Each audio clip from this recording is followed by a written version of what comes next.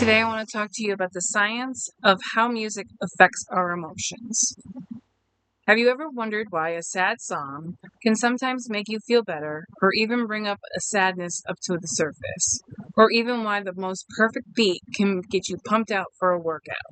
The truth is, everyone in this room has a personal and powerful relationship with music. I know I do. I have a lot of songs that can trigger deep emotions and feel good feelings that I just enjoy listening to. We all experience these effects on our emotions daily, whether we're listening to our favorite artist, a movie soundtrack, or even a commercial jingle. These can easily bring up memories or feelings. Understanding the science behind this connection can help us appreciate music on a deeper level and even use it to manage our moods. I think music can be a great form of therapy. The emotional power of music is not magic, though we really wish it was.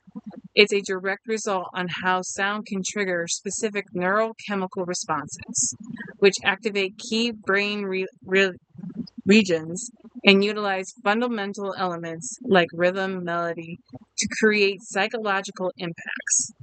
As someone who listens to music on a daily, I have always been fascinated by this power.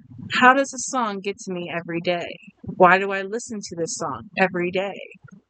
My research for this speech has allowed me to explore this topic in depth, and I learned a lot about it, more than I thought I would. Drawing on the scientific studies of psychological insight to understand the powerful connection between sound and feeling, I want to explore these three areas with you. First, the neurochemical reaction that occurs in our brain. Second, the specific brain region that processes music.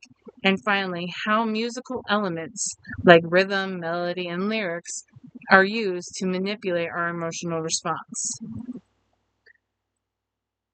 I could tell you that on a personal level, there is one song that can trigger sadness in me more than I'd like it to do.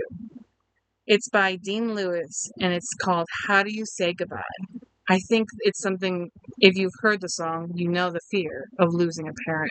And every time it comes on, I'm ready to cry. I know I end up rushing to my parents' home and saying something and giving them a hug. First, music triggers the release of neurotransmitters. I didn't know that. Creating a powerful psychological response in the brain. It all depends on the song that you're listening to. When you're listening to a song you enjoy, the brain can release dopamine, the feel-good song. Now, this is a song that would probably make you feel pleasure, motivation, and reward. Like a song that gets you pumped up for the gym, or you're about to do something fun with your friends. This is why a song can instantly make you feel good and why you might want to listen to it again and again. Think of something that excites you. Think of the excitement you feel when the chorus of your favorite song is about to drop.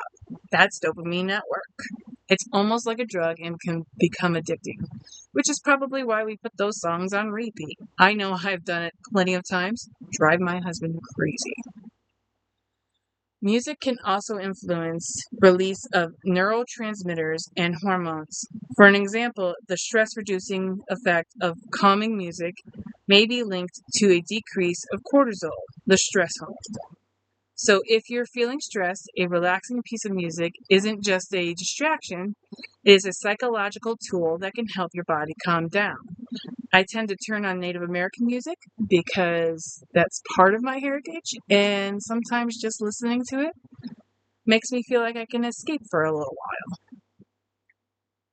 One of my other favorite songs is Bruno Mars, the Lazy Song. I call that my Monday song because sometimes I just don't want to get up and go.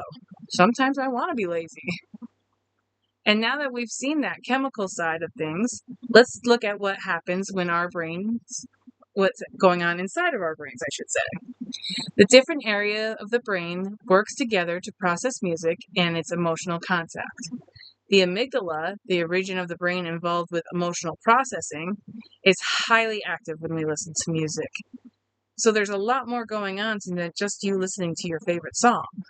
This area helps us recognize and respond to the emotional cues in the song, like sadness or even happiness. Like I said, lazy song. Even though I'm heading to work, it still gets me going a little bit. Makes me smile, makes me giggle. It's the amygdala at processing those haunting melodies and even helps you feel the emotion that the composer is intending. Though sometimes we're all thinking different things when we hear these songs. I think that sometimes we do process emotions differently. So what might be a sad song or a good, funny, good time feeling song could make you feel calmer. You were relating to it. That's what I think is happening. Beyond the amygdala, the brain's auditory cortex and motor cortex also interacts when we listen to music. This connection is why we often tap our feet, nod our heads, or even dance to a beat. Smile, sad, frowning, sing along, or even cry. As our brain is preparing for movement in response to the rhythm, the music doesn't just enter our ears, it's engaging our entire nervous system. So when you're getting those goosebumps when you hear specific songs, that's the music affecting your body. Beyond the brain, the building blocks of music itself plays a huge role in how we feel. The fundamental composement of music in rhythm, in melody, and harmony are used to invoke specific emotions. Rhythm has a profound impact on our bodies. A fast tempo can increase our heart rate, energize us, while a slow tempo can sometimes calm us, make us more relaxed, or even tire us out. This is why a fast-paced music is often used in a workout playlist. That pounding beat isn't just for fun, it's the motivation and the tool to use to get your body moving. I'd have to say some of my favorite workout music would have to be by Lady Gaga. I enjoy the Applause and Born This Way. Finally, melody and harmony are crucial for conveying these emotions. We've all been conditioned to understand this. Minor keys are often associated with slow and sad songs, while a major key are typically linked to happy and optimistic. This is a common technique used in film scores to guide the audience through emotional experience. Even though I have to say, there are times when there's something intense or scary is happening in the movie, and I just can't help but giggle. Because I think what it is I know what's going to happen. So we have seen how music can affect us on a chemical, neurological, and structural level. The emotion of music is not magic, though if you like to believe that it is, go right ahead, because it is. Honestly, we're not seeing all this at work, so it's kind of magical. It's a direct result, though, of how sound can trigger those neurochemical responses, activate in specific parts of our brain, and how it affects our bodies and our emotions. So sometimes these artists are more than just somebody singing songs or their feelings. They're our go-to therapy.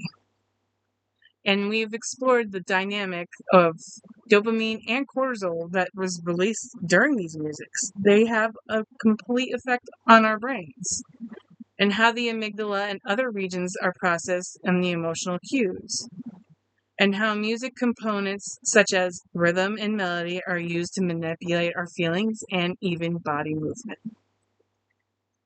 So the next time you are listening to a song that instantly changes your mood, don't just feel the music, really listen to the music. Recognize the incredible science that is at work.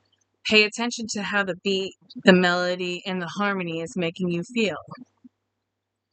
Listen to your breathing. Has it increased? Has your heart started racing? Do you feel happy, sad? How are you feeling? Are you dancing, tapping your foot, swinging to the music while you're driving along to work? Use this knowledge to create your own personal soundtrack, to build yourself up even. One can help you relax, focus, or even feel energized. And now I gotta ask, after hearing this speech, what was the first song that came to your mind? How does it make you feel? Please let me know in the comments. Thank you.